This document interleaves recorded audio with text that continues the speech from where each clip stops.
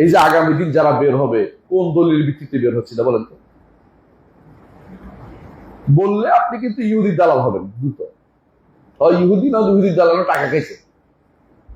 কোন দলিলের ভিত্তিতে আপনার বের হওয়াটা আমাকে বলেন। দলিল চাইতে পারবেন না, এরা একটা হুজুর কি কম বুঝছে নাকি?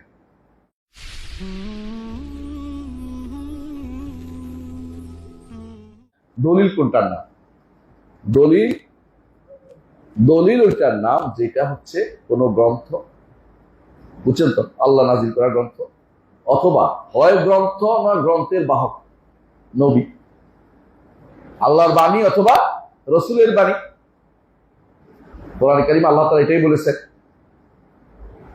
ফাহাল ইনদাকুম মিন কুতুবিন তুখরিজুহা লানা, তোমাদের কাছে কিতাব আছে কি বের করে দিলা? এটাও নাই। আও আতারাতুম মিন ইলমি, অথবা ইলমের কারো থেকে পাইছে ওইটা নিয়ে আসো, একটাও দিতে পারবে না কেউ। এই জন্য দলিল হচ্ছে কোরআন এবং সুন্নাহ।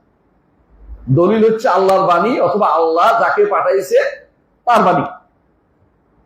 এর বাইরে কারো কথা দলিল হয় না। এই দলিল যদি শিখাইতে পারেন আপনি আপনার পরিবারকে, আপনার সমাজকে দলিল কাকে বলে, আপনি সাকসেস হয়ে যাবেন।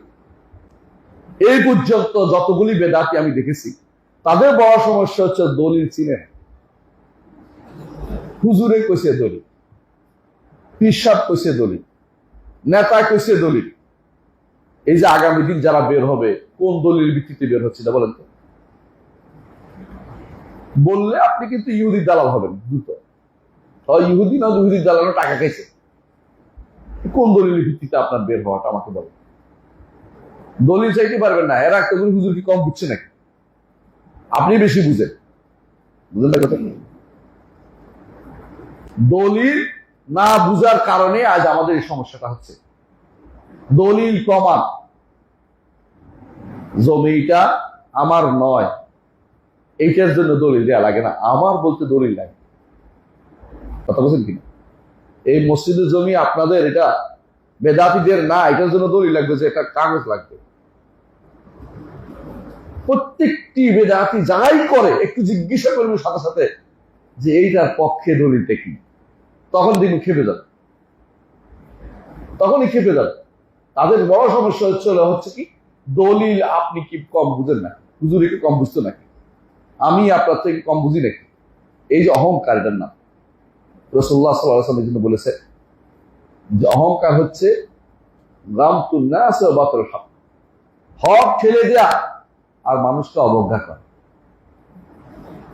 আপনি দেখবেন বেদাতিরা কি করতেছে, আপনি শুনেন। এক বেদাতি বলতেছে, আপনার তথাকথিত মানহাজি নামক বেদাতি আছে না, বড় শয়তান, কি বলতেছে, যদি সালাফি হোক, আহলে হাদিস হোক, ইবনে তাইমিয়ার মতো হন, ইবনুল কাইয়িমের মতো হন, ইবনুল জৌজির মতো হন। ইবনুল জৌজি কোনদিন সালাফি আছে লাগাই দিছে একটা লগে একটা, জানেও না, খবর রাখে না। সৌদি আরব আলমদের মতো হইলেন না, বালাল আলমদের মতো হইলেন না। কি করছে সালাফি ফ্রন্টে কিছু লিখছে তো? ইবনুল কাইয়িম, ইবনে তাইমিয়া, যাহাবি, ইবনে কাসির, কয়জন বললাম? 4 জন 5 জন। ইবনে আব্দুল হাদি, মিজ্জি, এগুলি সবাই একই লোকেরা, মানে একই কথা বলে। এদের কথাই বলছে বিন বাস, এদের কথাই বলছে ইবনে উসাইমিন, এদের কথাই বলছে সালেহ সুহাইমি, এদের কথাই বলছে মুহাম্মদ বিন সালেহ আল উসাইমিন।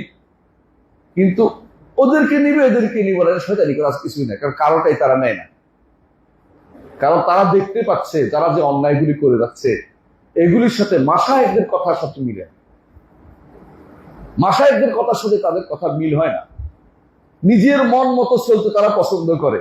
যখনই দেখছে যে এদের কথার সাথে বিরোধী হয়ে যায়, তখন এরা দালাল, এরা রাজতন্ত্রের দালাল, এরা অমুকের দালাল, এরা পেট্রো ডলার খোক, এই জাতীয় কথাগুলি অপবাদ দিতেই থাকবে, চলতেই থাকবে অপবাদ দ্বারা। এটা কোনোদিন বন্ধ হবে না, কারণ এটা অনেক আগ থেকে চলে আসছে।